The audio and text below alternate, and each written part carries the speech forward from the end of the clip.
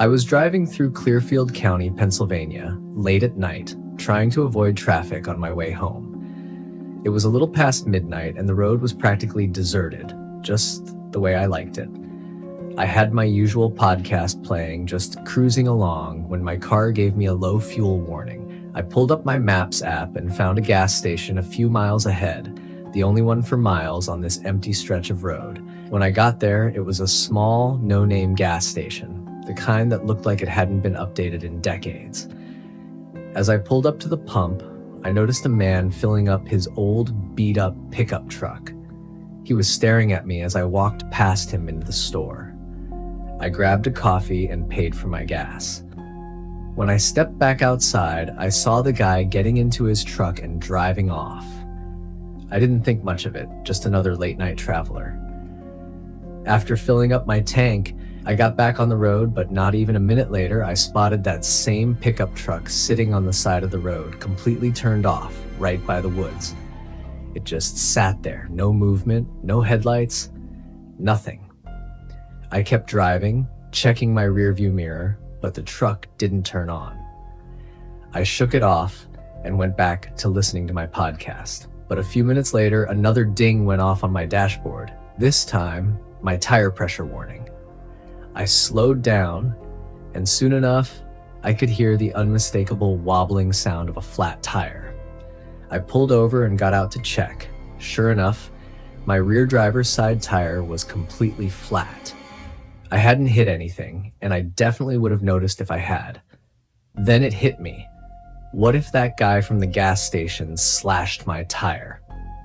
I pulled out my phone to call for roadside assistance, but before I could even dial, I heard an engine revving in the distance behind me. The weird part? There were no headlights, just the sound of an engine, and then suddenly, silence. I grabbed the SOS flashlight from my trunk, turned it on, and aimed it down the road. That's when I saw it. About 200 feet away, parked on the side of the road, was that same pickup truck. My heart dropped. I ran straight into the woods and crouched behind a tree, trying to slow my breathing as I dialed 911. As I whispered my location, I heard the truck start up again, and this time, the headlights flicked on. It rolled up next to my car and stopped. Then a voice called out, "You need some help?" I stayed completely still. The 911 operator was still on the line, asking me if I could see any weapons. Then my signal dropped. My phone went dead. I stayed hidden, heart pounding, but then I heard another vehicle approaching.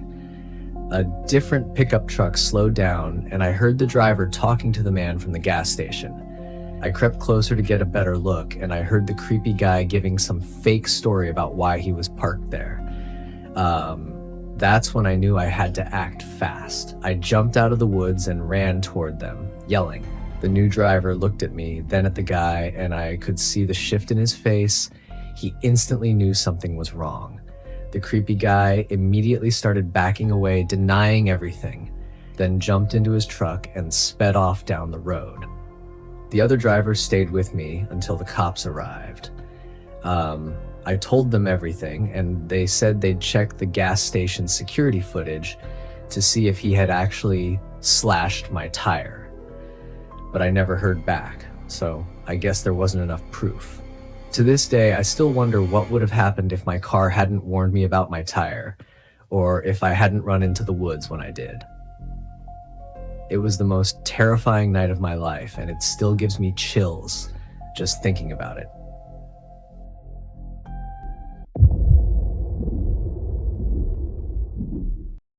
I've always enjoyed driving at night. Something about the empty roads, the quiet hum of the engine, and the cool night air makes for a peaceful experience. But after what happened last winter, I don't think I'll ever take another late night drive alone again. It was around 1:30 a.m. and I was driving through a rural part of West Virginia on my way home from visiting a friend. I had chosen a back road route to avoid the interstate, and for the past 30 minutes, I hadn't seen a single car. The only things around me were endless miles of dense woods, broken up by the occasional abandoned house or an old rundown gas station. I had my music playing low, just enough to fill the silence, when my gas light came on. I cursed under my breath, realizing I had been so caught up in the drive that I hadn't noticed how low I was running. Checking my phone, I saw that there was a small gas station about 10 miles up the road. It wasn't ideal, but I didn't have much of a choice. When I pulled up, the station looked like it had been there for decades, untouched by time. A single flickering streetlight illuminated the pumps, and the store itself was completely dark. No cars, no signs of life. Just a handwritten note taped to the door that read, "Pump first, pay inside." I was already uneasy, but I stepped out and started filling my tank. The cold air bit at my skin as I stood there, staring off into the woods that surrounded the station. Something about the stillness of the place felt wrong. I kept glancing around, half expecting someone to step out from behind the building. As I stood there, I heard it, a rustling sound coming from the woods. Not an animal, something bigger.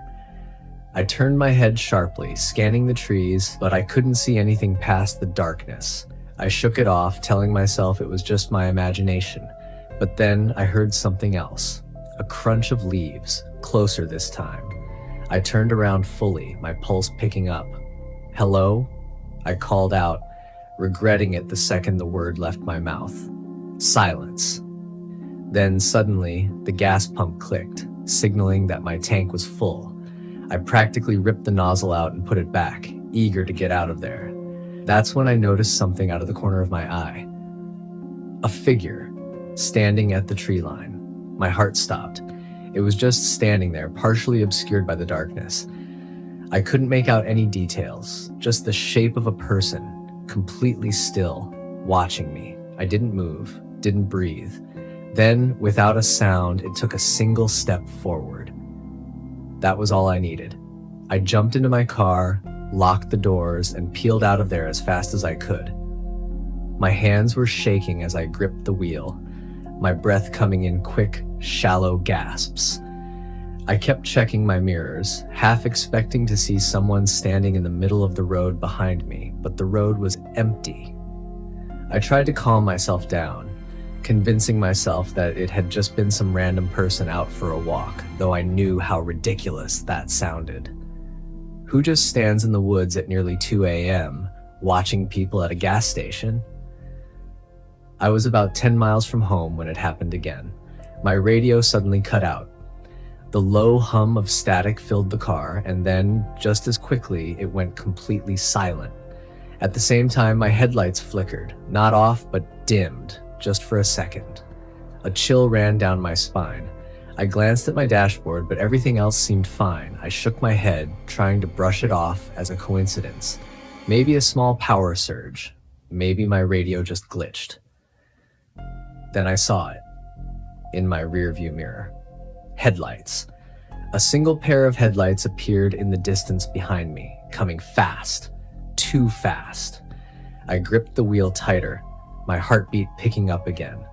I had been alone on this road for nearly an hour. Where had this car come from? Within seconds, the headlights were right behind me, almost blinding in my mirror. The car was tailgating me aggressively, so close I could barely see its hood. I tapped my brakes lightly, trying to signal for them to back off, but they didn't. Instead, they started flashing their high beams. I could feel my chest tightening. I had no idea what they wanted, but I wasn't about to stop to find out. I pushed the gas pedal, speeding up, 60, 70, 80, but no matter how fast I went, the car stayed right on me, their headlights burning into my rearview mirror. I was in full panic mode now. There was no way this was a coincidence. I was in the middle of nowhere, no other cars for miles, and now some psycho was tailing me. Then, just as suddenly as they appeared, they were gone. I blinked. 1 second, the lights were right behind me, and the next, there was nothing but darkness. I checked my mirrors frantically, but the road was empty again. No turnoffs, no side roads, just a long, straight stretch of highway. It didn't make sense. I drove the rest of the way home in silence, my hands white-knuckled on the wheel. I didn't see another car, didn't hear another sound. When I finally pulled into my driveway, I sat in my car for a long time, just staring at my rearview mirror. I don't know who or what was following me that night, but I do know one thing. I wasn't alone on that road.